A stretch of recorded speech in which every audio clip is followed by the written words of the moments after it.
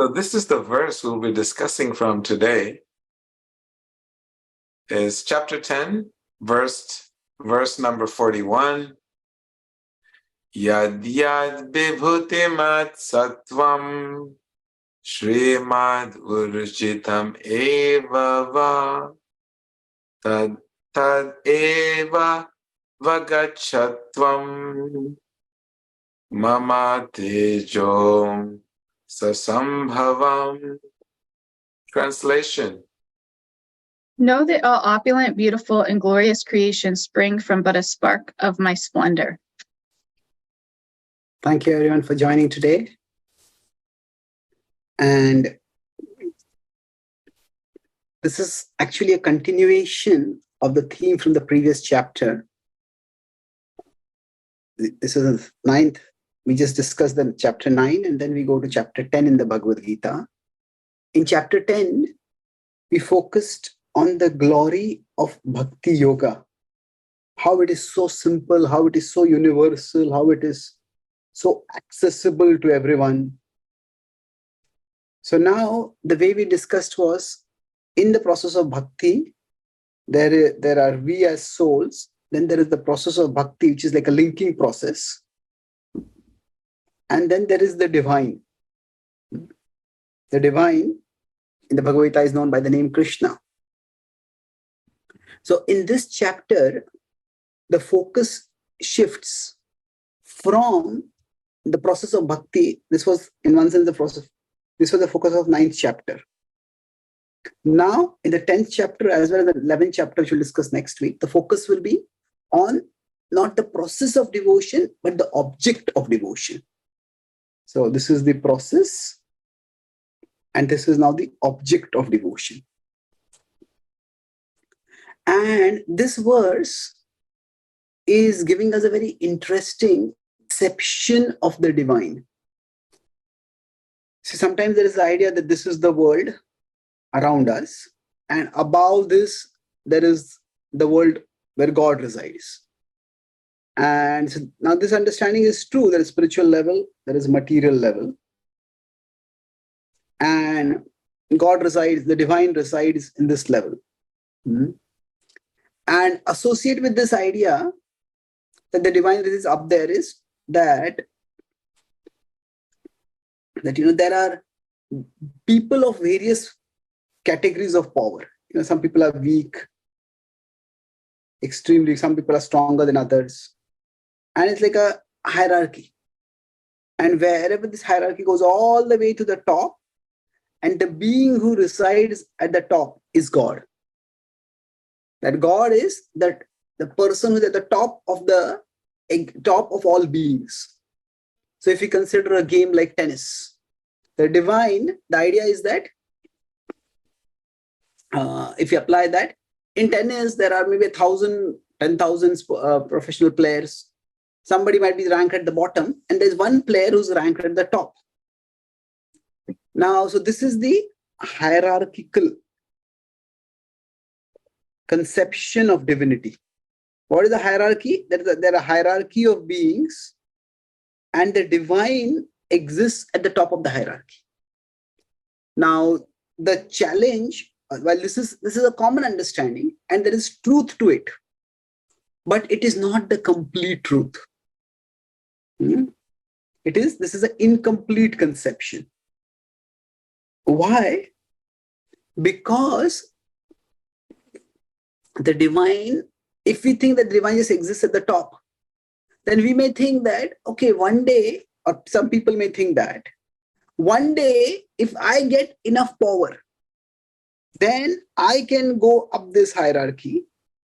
I can go up this hierarchy, and then I can overthrow God.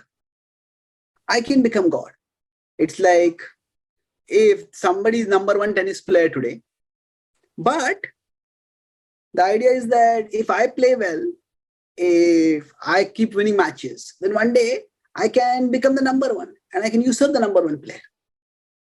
So this is the hierarchical conception. Now, this idea that is implied by the hierarchical conception that we can rise upward, gain more power, and one day we can usurp God, that itself is where this notion becomes incorrect. So yes, there is definitely a hierarchy of beings in the world, but we could put it, if this is the material level, there are beings of various levels, and there is a hierarchy here. But the divine exists at another level of being. So this entire is the material level, and this is the spiritual level.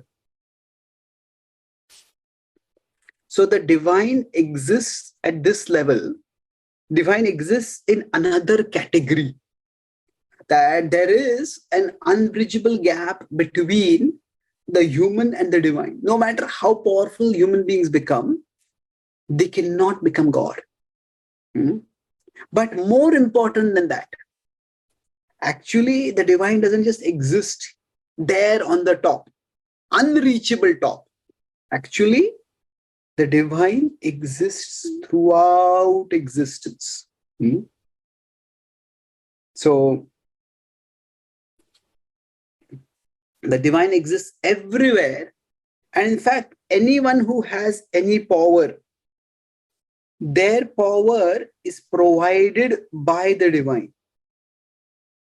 So somebody might be very intelligent, somebody might be less intelligent, somebody might be utterly unintelligent. But everybody's intelligence, everybody's power comes from the divine. So these are two philosophical terms, which we need not go into too much. But here the idea is that divine is transcendent. Transcendent means he exists above all beings, beyond all beings, at another level of reality. And this idea that the divine exists in this world, sustaining all beings, this is the idea of immanence. So transcendence is the divine beyond matter. Immanence is the divine in matter. The divine is the sustainer. So here, correspondingly, this is like the divine is simply the overseer. But here, the divine is also the sustainer.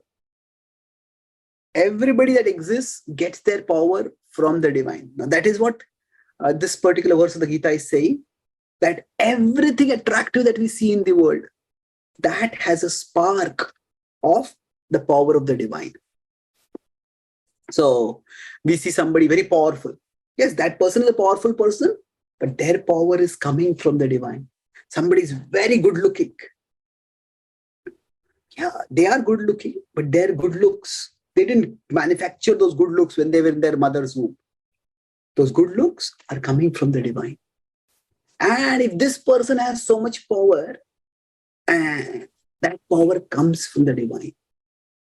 So I'll elaborate on this later, but Vedaji, Radha, they want to speak anything? I would hand it over to Radha. I'm just like blown away by this depiction. It should go on a postcard. If you scroll up to your first one, here, so if I understand this correctly, what you're saying is like what we're seeing here, which is a popular conception of God. I think that was my conception of God until I was like 20, maybe. It's not incorrect. It's just oversimplified in that it almost, because God's at the top and we see him, we're in relationship with him and seeing him as the most powerful, we inherently are trying to climb our way up there. And so it almost endorses that like hierarchical conception, right? I think this is something that I love so much about Bhakti when I came in, is it's like the path and the goal is the same, right? Is that we're like trying to be the servant of the servant of the servant. And ultimately that's our goal.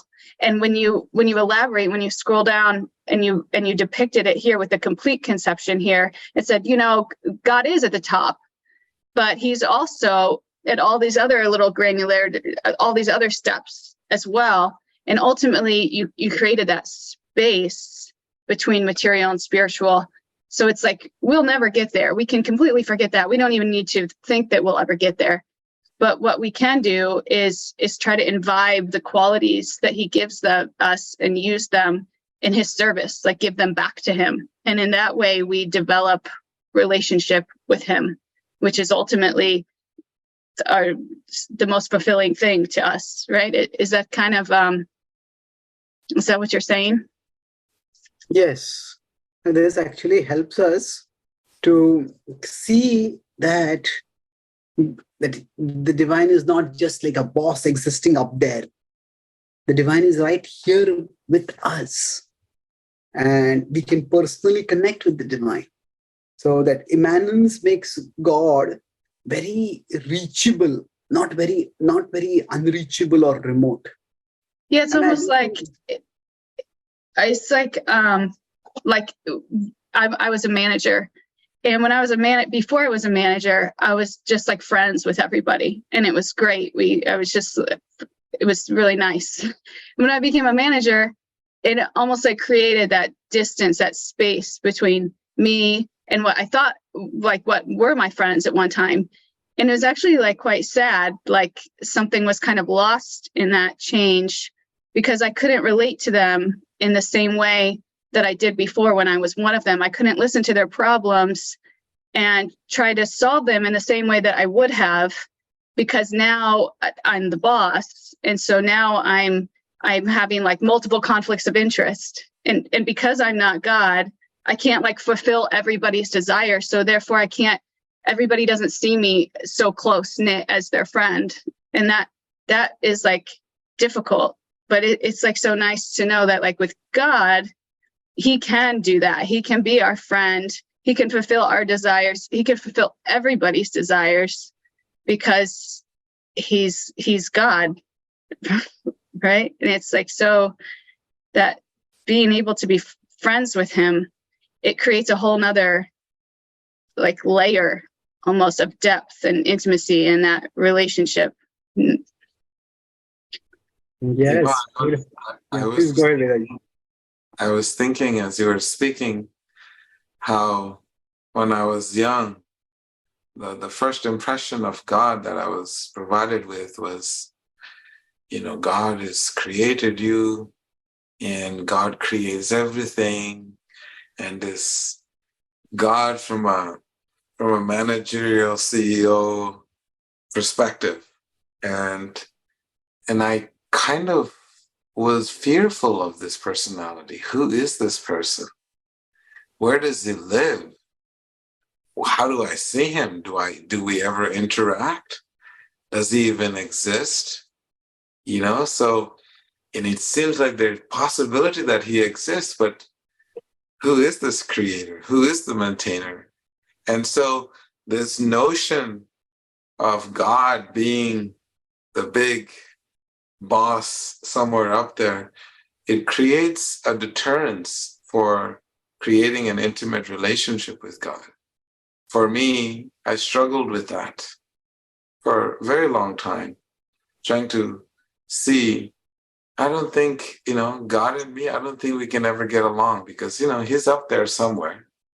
I don't know what he looks like, but, I've been told all these things. And so I think, maybe I should just leave it at that. It's just, we're just not meant to be. And so that kind of caused a little distance in my pursuit of spiritual life, where I was trying to be closer to God, closer to the divine. But when this verse was introduced to me, this text from the Bhagavad-gita, and how everything in this world is a spark of his splendor, then I was like, oh, okay. So there's God in these sparks. Then I was starting to see, okay, I can make sense. This plant, these trees, these animals, they all have God in them. And furthermore, what I was able to make more sense of is, I think Chaitanya Prabhu will get into it, is the qualitative similarity and the quantitative difference between us and God. And that even brought me closer to having a more personal relationship. Okay, I accept he's bigger than me, and he's my source, and I just want to be closer to the source. So understanding God from a more personal level is what made me stay in my practice of spiritual life, rather than just be discouraged by the distance that sometimes we can put between us and God, or the texts, the wisdom texts sometimes, or other spiritual practices. So that's something that I was thinking as you were sharing this. Thank you for sharing that. Yeah, because it's like when we think about it, if we're going to show up to a friend, we're going to show up with like one of our masks off, right? We're going to bring like a larger degree of vulnerability to that relationship. We're going to come and talk about what we're going through, our weaknesses, and they're going to like really be there for us and support us. And if we have a good friend, sometimes we don't have the greatest friends, but if we have a good friend or a good partner, that's what they'll provide. And if they didn't, if it was just then we probably wouldn't be so inclined to even continue to have that relationship, really. So the fact that we can have that, we don't have to worry about, so we don't have to get so consumed and caught up in the rules or what this is supposed to look like. I mean, there's a place for that, but really the most important thing to know is we're just showing up and giving him our heart. That's reassuring to me anyway. Thank you. Beautiful points. Let's look at them. So where the events, and I just depicted this here. Now we could say that God is completely different from us. The divine has no similarity. And this creates a distance. And then that feel, okay, this so all-powerful being, I have to cower in fear. And that's all that there is to the relationship. If it's totally different, then there's no really good relationship. And it's totally identical. Okay, I can be God. Then there is no, again, there's no relationship possible. Because a relationship requires two people who are relating with each other. If the two are one, literally, and love, when two people are in love, they may say, we two are one. That means our hearts are united.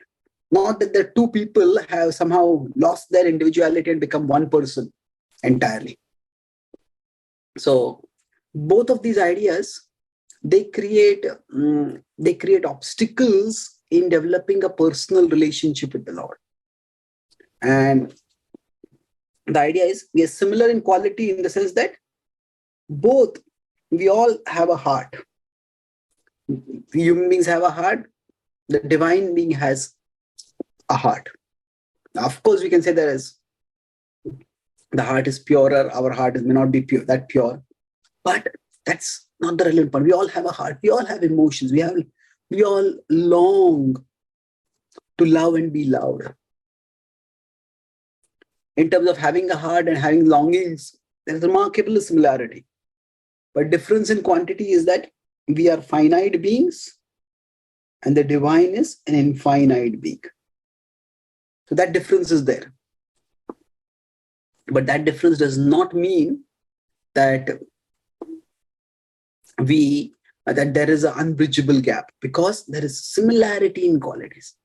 And that's why when you talk about vulnerability, Radha Devi, so the point is that the divine also shows vulnerability. In the Krishna as God is all powerful. Yet, what he also does is, we discuss the concept of Leela, he sometimes becomes like a child.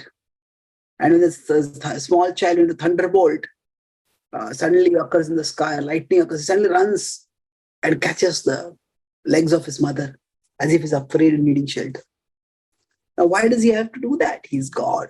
He's not afraid of thunderbolts. He can cast thunderbolts according to some understandings of the divine. Yet, here, for the richness of the relationship, he acts as a child and he has a devotee who is acting like his mother.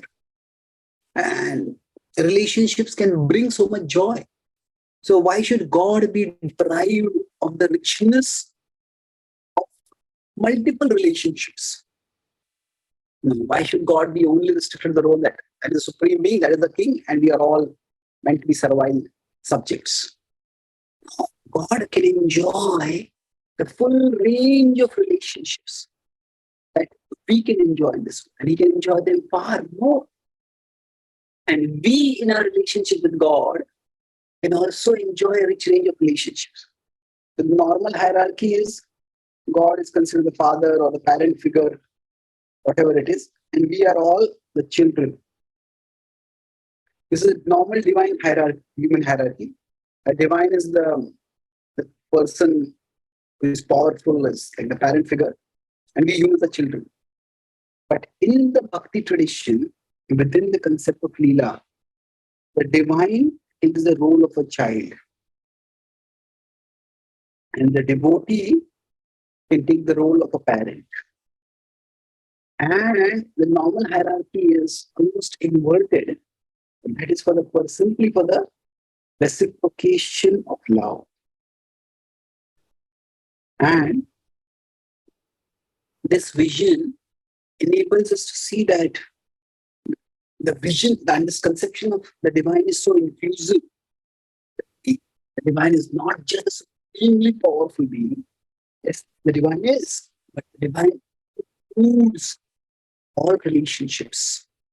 It's kind of like, if you think about it, like no matter how much you like your boss, if you think that they're a really great person, you're probably really just going to reach out from a social perspective, like at Christmas time, maybe send them a Christmas card, or like you're probably not going to get too chummy with them just out of respect for that relationship and so that it ensures that it can function properly. But like if your child reached out, you're going to be all the time engaging in that relationship with them. And just the fact that you're doing that, you're building such a strong bond with them. So it's the way that you set this up, Chaitanya Charan Prabhu, in your explanation in this full conception, it's so complete to me, because it's like it's built in that we can have that intimacy with him, but it's also built in that it's void of competition. And because of our conditioned state, it's like sometimes hard not to want to compete with God and try to be God. That's a rabbit hole I find myself in all the time. But if you really realize the conception, there's no space for that. That's not the goal. He's on a whole different plane, and our role is just in this relationship, and it's really so beautiful. What I find interesting in this concept of relationship is how, say, we see the divine as the personification of love. Love is what sustains anything and is the only thing that actually truly fulfills each and every one of us. And so when love is the basis, so when love, which is Krishna, wherever you put him, as a father, as a wife, as a husband, as a mother, whatever position you put him in, whatever relationship you put him in, it becomes complete, because that completeness is only complete when we have that divine love. So without that divine love, it almost seems all relationships are incomplete. And so foundation of that relationship is that love. And that love can take all forms. As a mother, as a child, as a father, all these relationships are possible in its completeness because of having the divine personification in all aspects of our lives. I'm not sure if I made sense on that one. Yeah, no, that's beautiful. I have kind of a devil's advocate question for Chaitanya Charan Prabhu, if I could ask it. Yes, please. As we're talking about all these different roles we can see God as. Where's the line between like developing the bond and, sometimes you hear people say like, oh, you're just being overly sentimental. It's an over sentimental path. Where's the line between like developing a real relationship and something imaginary? Yeah, excellent point. In fact, I was going to talk about that. In the path of bhakti, there are two aspects, and both of them need to be balanced. There is God's greatness, and then there is the divine's sweetness. Now, the understanding of the greatness brings a sense of subordination, a sense of submission, a sense of humility. The understanding of the sweetness brings a sense of affection. And both of these, in a healthy balance, that's what brings steady devotion. So if there is no awareness, if one of these becomes too much, if there's only the awareness of the sweetness and not the awareness of the greatness, then that is definitely imbalanced. That is not very steady for a long time. And the same can the sweetness be the greatness? And can the sweetness be the greatness, and the greatness can be the sweetness? You always like to blur boundaries, Yes, definitely. In one sense, the sweetness is, you could say, the greatest greatness. Yes. Like if we meet some VIP, somebody, the powerful, say, a powerful CEO of a company, of a Fortune 500 company, or somebody is the president of a particular country. And now that they are in power, is itself impressive. They have that much power, that influence is impressive. But if they're very approachable, they're very down to earth, then that makes it even more, it almost becomes endearing. Sweetness is the greatness, and greatness is the sweetness. So if someone is great and they have a human component to them, it makes it even more sweet. So you're right saying that bhakti is the balanced combination of both. Yeah, I like this point though, that we don't want to completely throw out the reverence that we should have for God. Especially, he's depicted that so beautifully in that first diagram or visual that he presented, in that God is both, because we still want to have that level of respect, and it makes me think like that's where, when we bring in all of the rules and the ways, the standards of which we should interact with God, that's, I guess, the purpose of those, right? To like keep us in those bounds. And sometimes in my experience, like what happens in spiritual paths or religion is like people become so focused on the rules that they become like, okay, I can't do this. This is too high, or they're not really developing that relationship. So like, then that relationship is what's, I feel like, sustaining to continue to practice, because if there's no relationship, then it just becomes kind of dogmatic, right? So it's like it's also finding that balance between like the rules and respect for them, and at the same time, like a broader understanding that the relationship is the goal, though the rules support. Could you elaborate on that, the relationship between those maybe a little bit more? Yes. Okay, Chaitanya, you go ahead. No, you speak. Please go ahead. Vedaji, you speak.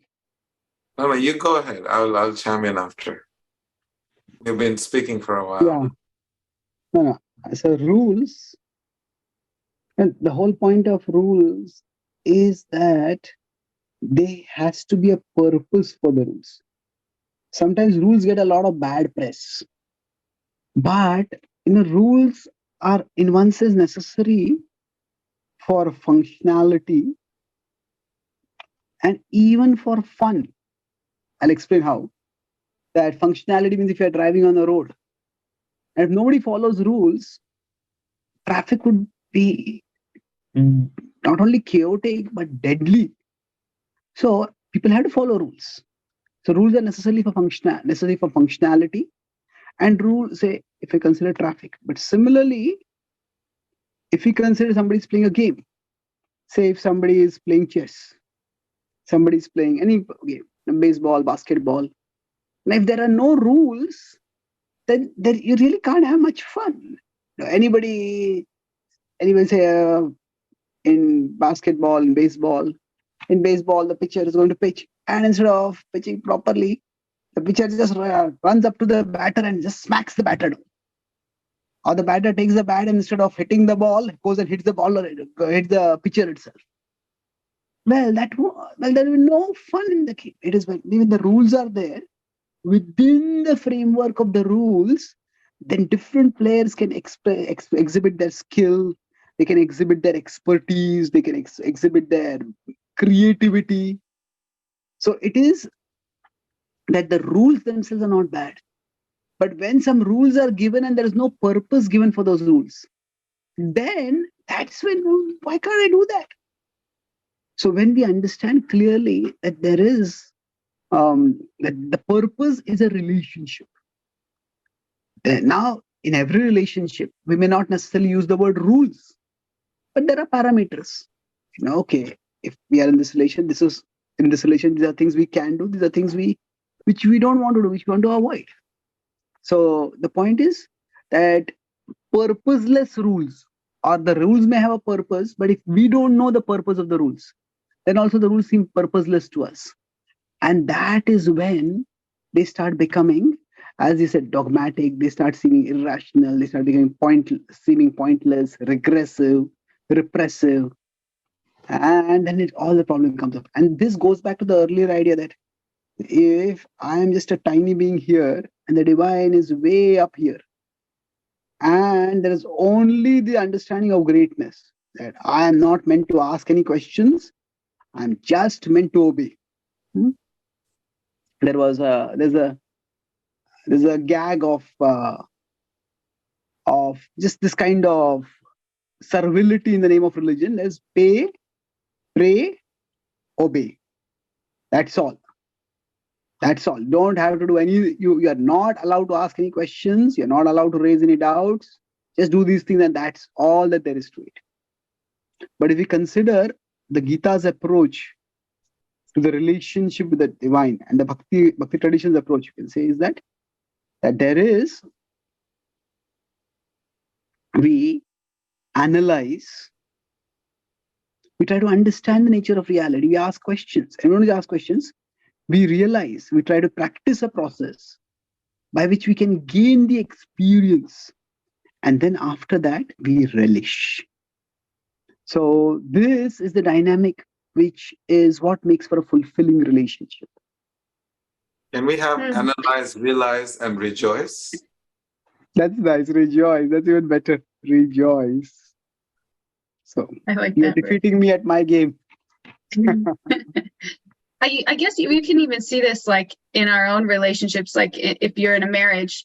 And I know like my husband and I, we like split up household responsibilities. So like he does the laundry and I do the cooking and washing the dishes, and then we share cleaning.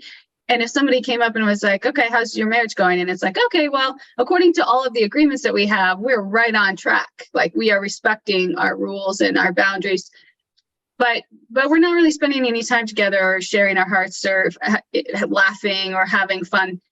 Our marriage is kind of stale, right? Or the opposite. If all we're doing is laughing and having fun, but there's no real respect for each other's boundaries or how to proceed together, it's like then it's a little bit out of control. So I guess from what you just said, I can see how both are crucial.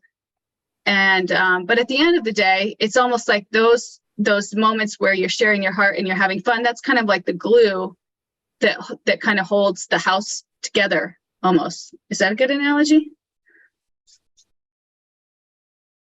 Yes, definitely. Is my audio better now? Yes. Yeah. So actually, the whole point is that each one of us needs to recognize the rules, but recognize the purpose of the rules also. If the rules are followed but there's nothing beyond that, then that's not very fulfilling. But if there is, we say in the name of, oh, we love each other, but there's no rules, then there's no framework for the relationship.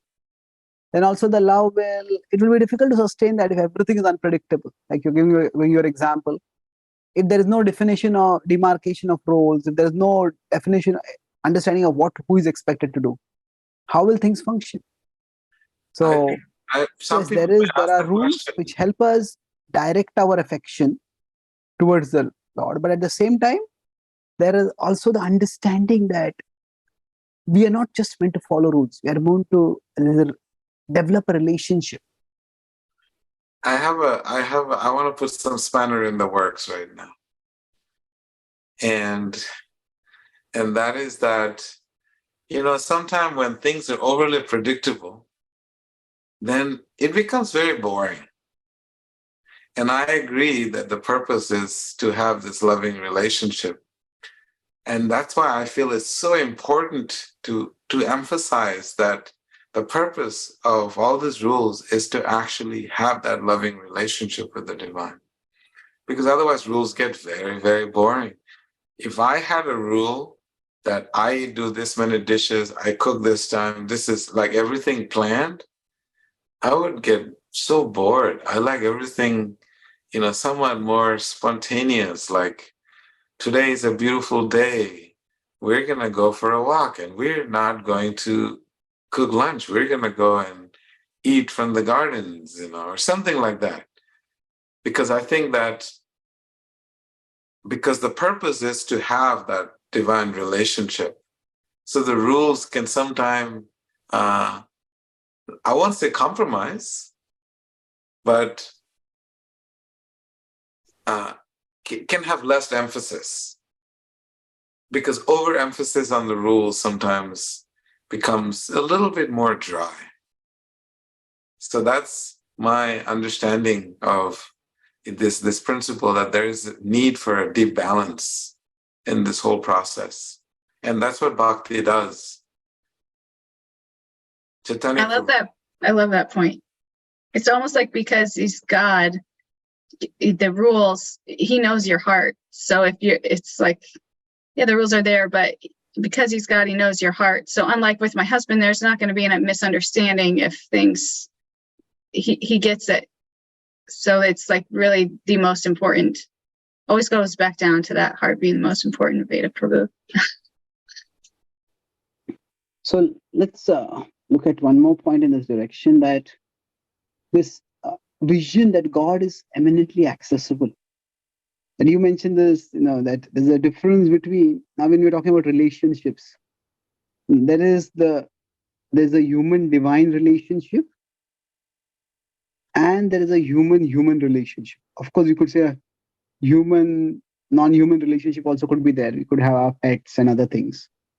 But now just exploring the difference, the similarity and the difference between the two of them. In one sense, the dynamics of love is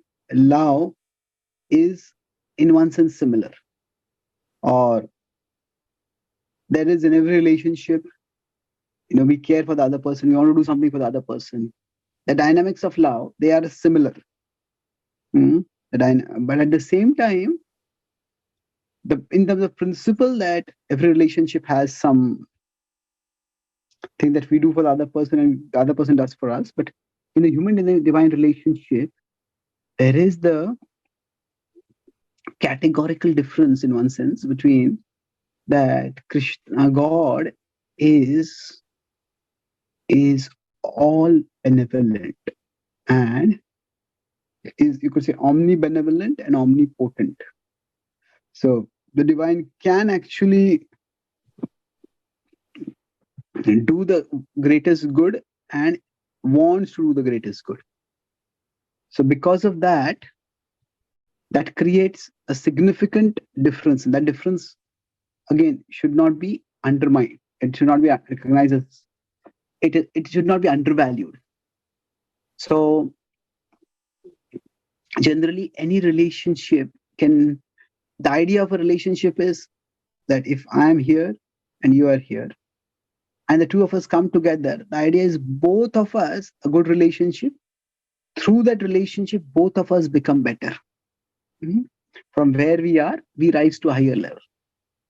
You improve me, I improve. Not necessarily through consciously criticizing others, but rather just in trying to love the other person, we become a better person. In trying to do something good for the other person, we become a better person. So children may want to make their parents proud of them. And children become worthwhile, even wonderful citizens as they grow up. And this, in one sense, can apply in any relationship. Now, in the human-divine relationship, it is more that the divine, there is no improving Krishna. So this is the divine, and say we are here. So now, in one sense, Krishna is up there and we want to go up here. And it is, we seek to go up here, but it's almost like from, there is grace that comes and just lifts us up. That is the role of mercy. It'll come and just, it becomes like a parachute dropped from above by a plane, or a rescue object dropped down and lifting us up. So this is the idea of mercy, lifting us up. But the wonderful thing is that Krishna, although he is up there and he's going to lift us up from up there, he doesn't act as if he's up there, because he's also all the way here with us. And I said, as the divine, he is here. So in one sense, Krishna is our destination, but also he is our companion. It's not that at the end of our journey, when we get to the spiritual level, then we will attain Krishna. No.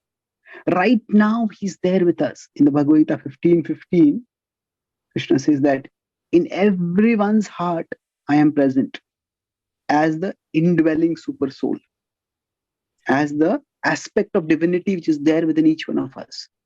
And thus, this, in the dynamic of the relationship, while God wants us to come to a richer, sweeter, deeper level of love for him, a deeper sense of relationship with him, but simultaneously, he is here with us right now, helping us move ahead. And this vision creates such a sense of, we could say, comfort, and even of a sense of security, that divine is up there, that divine is in here. Is the destination and the companion, both. Okay. That's beautiful. I like that. I like thinking that God's my friend, but it's nice that I'm also subordinate. Like, to be honest, I kind of like being in that role when it's with someone like God that you can completely and fully trust. It's almost like a sigh of relief. Like, oh, okay, I don't have to control everything. I don't have to be this or that. God's got me. I just need to. So I feel like in a way, like those rules, they help kind of in support and nourish that relationship of reverence, which is important, right? In our to feel that so that we can really depend on God in like a real holistic way. Yes, definitely. Vedaji, you want to add anything before we finish? Yeah, this destination and companionship, I feel they're simultaneously one and different at the same time, and it's so beautiful because the destination is not very far, because God is your companion and is your permanent companion, as it is explained in the yoga texts that we study. He's your eternal permanent companion, so much so, even when you do misdeeds in your life, he's still there with you. So it's pretty deep to realize that he's your companion, and that companion is not very far from you. So the destination is also not very far. So in that way, I feel very close to the divine when I think that he's my destination and he's my companion and is not very far. And he's situated in my heart. So this is something that I actually try to meditate upon, that we don't have to, do this elaborate plans to find God only in big, huge infrastructures and big, huge monuments and temples. He's there always. So this is something that I meditate on. It's beautiful. Yes, that echoes the theme from our previous session where Krishna says that he satisfied simple fruit flower, because he is very accessible for us. He's way up there, but he's also way in here with us on the way. So let's quickly recap. Started by talking about two conceptions of the divine. So of divinity, one is the hierarchical, and that is one is the transcendent conception, where God exists at the top. And then let's avoid that word here. There's a hierarchical conception where God is at the top, and then there is the conception of God as a sustainer. Is the more inclusive conception. He's there sustaining everyone and whatever is good in them, that is coming from God. And then that we related that with the idea of, in the relationship with God, there is we can either see all similar or all different, but we look at similarity and difference. There is oneness in quality, similar hearts, similar longings, right? With a difference in quantity. Let's say, and then when we are relating with God, the two aspects of the greatness and the sweetness, and both combined together, the feeling of subordination, the feeling of affection. This is what makes for steady devotion, a steady, real relationship. We talked about the role of rules. Rules, if the purpose is there, clear, then the rules can actually enrich. For example, if the purpose is enriching a relationship, and within that relationship, the rules can play a valuable role. But if it's bereft of the relationship, the rules can seem dogmatic. And the last point we discussed was about how, when we are trying to relate with God, we understand him to be both the destination and the companion. So thank you very much. Anything to conclude? Or shall we stop here? Is there a way, this word subordination on this third takeaway? Is there sometimes that word seems a little bit of a, like you're trying to tell me that I'm going to have to subordinate myself to someone. It's a little bit hard on the ego. So how could we make that landing a little softer, if possible? Yeah, we could say harmonization. Yes. Or like he takes care of us, like he provides us shelter. In that way, he's higher, right? Yeah, when it's see, if I am like, I'm going back to the example of a road. The road transport system is far bigger than me. I'm going to be a part of the road transport system, then I have to harmonize with the rules. So if we are playing in orchestra, I can buy the harmonized one. Just subordination seems a little, like, I guess maybe because I'm a material being and it's hard to just subordinate myself to someone, like if you're that great, just go a little easy on me, Yeah, true. It's a soft landing. Yeah, actually, it's also that this subordination is out of affect. It's, as you said, subordination also out of affection, out of genuine appreciation. say if somebody is learning, like you are a jujitsu expert. Now, when you learn jujitsu, in one sense, you subordinated yourself to your teacher. Mhm. Uh, Now, but that was not out of fear, that was not out of terror. That was, you actually saw that there's something good in this teacher. And that subordination is for the purpose of harmonization. Okay, that teacher wants me to train in this way. If I train in this way, then I can also learn the skill. So many times, if we look at maybe sports movies where a coach trains a mentor, mentors trains a player, sometimes the coaches can be very hard, but sometimes those students, when they become those players, when they become maybe legends, then the coach also becomes a legend by that. The point is that hardness, again, I think hardness itself is not the problem, or rather the idea of subordination is not a problem. It's only when the subordination is, we are forced to be subordinate to somebody who is incompetent, or if you're Subordination sounds like an imposition, like this big guy imposing himself on me, So yeah, nicely explained, Chaitanya Prabhu. Esther just said something in the chat. She said acceptance of his greatness, which made me think like we almost need to focus first on this like sweet and affection component. And then once we develop that love and trust, then it's not so hard to view ourselves as to give him that authority, because we really firmly believe in that love and trust he has for us. Esther is getting deep here. She is.